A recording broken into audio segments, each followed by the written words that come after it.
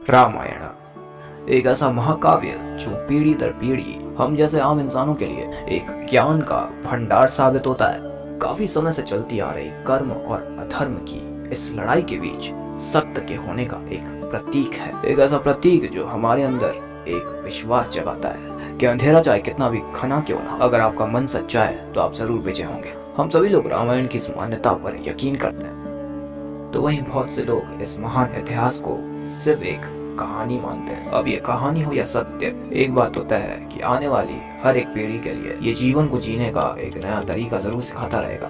हम सभी रामायण को बचपन से सुनते और देखते आ रहे हैं। अहंकारी रावण और भगवान श्री राम के बीच हुआ एक ऐसा युद्ध जो अच्छाई और बुराई के बीच एक दीवार खड़ी कर। लेकिन क्या आप जानते हैं, इस मामूली सी कहानी के अलावा भी रामायण की कुछ अनसुनी कहानियां हैं, कुछ ऐसी अनजानी और रहस्यमयी कहानियां जिनके बारे में लोग बहुत कम जानते हैं।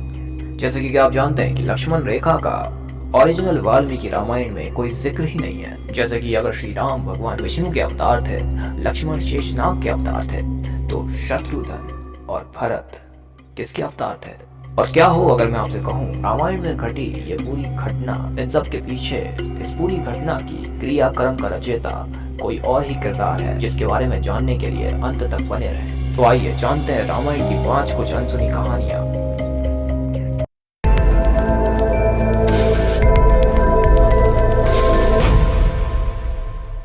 Number 1, Ramayan to Mahabharat, the circle of karma. आप सभी लोग जानते होंगे कि महाभारत के अंत में भगवान श्री कृष्ण की मृत्यु कैसे हुई थी। एक शिकारी ने गलती से उनके पैर के अंगूठे पर वार कर दिया था। तो मैं आपको बता दूं कि वो शिकारी और कोई नहीं बल्कि रामायण काल का बाली है। जब श्री राम ने सुग्रीव की मदद के लिए बाली को पीठ पीछे से वार किया था, तो बाली की पत्नी ने भगवान श्री राम को क्रोध में आकर एक श्राप दिया था कि आने वाले समय में बाली फिर से जन्म ले और उसी तरह से श्री राम की मृत्यु का कारण बने, जिस तरह उसने बाली को खो दिया। श्री कृष्ण श्री राम के पुनर्जन्म थे और उन्हें मारने वाला वो शिकारी बाली का पुनर्जन्म। ये घटना में एक बात जरूर सिखाती है कि अपने कर्मों के बंधन से स्वयं भगवान भी नहीं बच पाए, इसलिए अपने कर्मों को हमेशा साफ रखें, वरना आज नहीं तो कल आपको भोगना ही होगा। Number 2, Ravan, a participant of Sita swayamvar. कुछ मान्यताएं कहती हैं कि रावण भी माता सीता के स्वयंवर में उपस्थित था, वह भी स्वयंवर में भाग लेने आया था। तो वहीं कुछ लोगों की थ्योरी के अनुसार रावण भगवान शिव का धनुष उठा नहीं पाया। लेकिन इसके अलावा एक दिलचस्प थ्योरी ये कहती है कि रावण चाहता तो वो धनुष उठा सकता था, लेकिन महागुरु विश्वामित्र ने विधि के विधान को समानांतर करने के लिए उससे कहा कि तुम्हारी लंका में आग लग गई है, जिसकी वजह से रावण को वहां से जाना पड़ा। Number 3, Ravan helped king Ram. Tamil में लिखी हुई रामायण के अनुसार जब राम जी की सेना ने पुल का निर्माण किया, तो उसके बाद वह यात्रा शुरू करने से पहले भगवान शिव का आशीर्वाद चाहते थे, जिसके लिए उन्होंने एक यज्ञ का आगमन किया। लेकिन उसे प्रारंभ करने के लिए उन्हें किसी ब्राह्मण की जरूरत थी, लेकिन उनकी वानर सेना में कोई ब्राह्मण नहीं था, जिसके लिए उन्होंने रावण को यज्ञ में आने के लिए सुग्रीव द्वारा एक प्रस्थान भेजा। अब रावण खुद भगवान शिव का बहुत बड़ा भक्त था, जिसके लिए वो यज्ञ में उपस्थित हुआ और उसके बाद उसने श्री राम को अपने काम में सफल होने के लिए आशीर्वाद भी दिया, जानते हुए भी कि यही आशीर्वाद आगे चलकर उसकी मृत्यु का कारण बन सकता है। नंबर 4, माता सीता बर्थ मिस्ट्री। आज तक ये बात रहस्य बनी हुई है कि माता सीता का जन्म कैसे हुआ था। वह जनक पुत्री थी, लेकिन राजा जनक को खुद वो धरती में एक घड़े के अंदर मिली थी।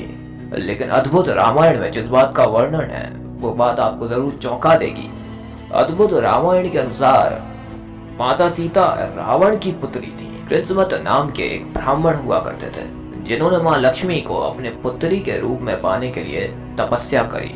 तो वो एक घड़े के अंदर कमल के फूल की पत्तियां और दूध को इकट्ठा कर रखने लगे।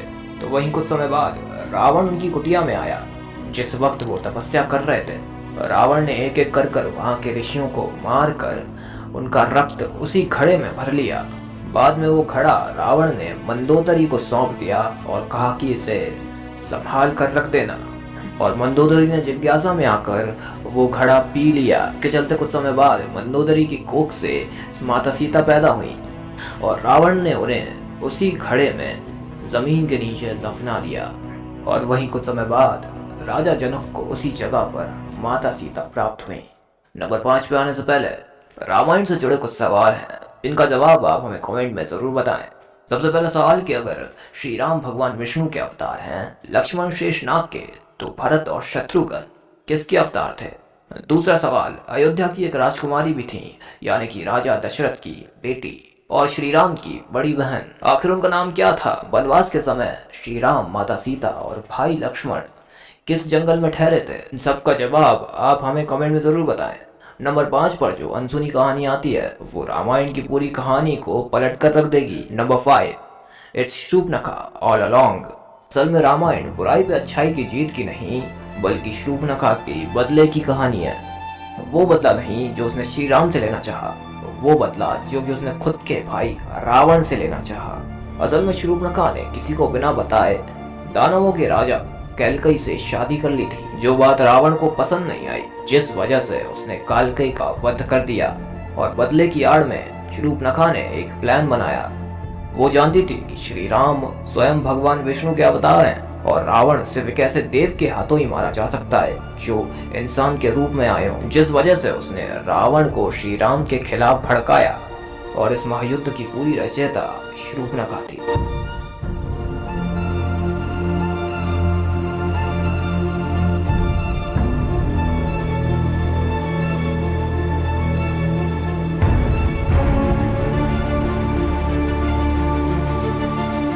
हम दोनों के बीच आज जो युद्ध होगा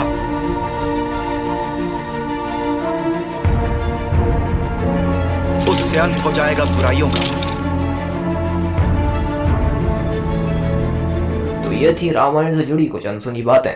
आगे किसी वीडियो में हम महाभारत से जुड़ी अनसुनी कहानियों के बारे में चर्चा करेंगे। हिस्ट्री से रिलेटेड ऐसे ही और इंटरेस्टिंग फैक्ट्स के लिए हमारे चैनल को सब्सक्राइब करना ना भूलिएगा।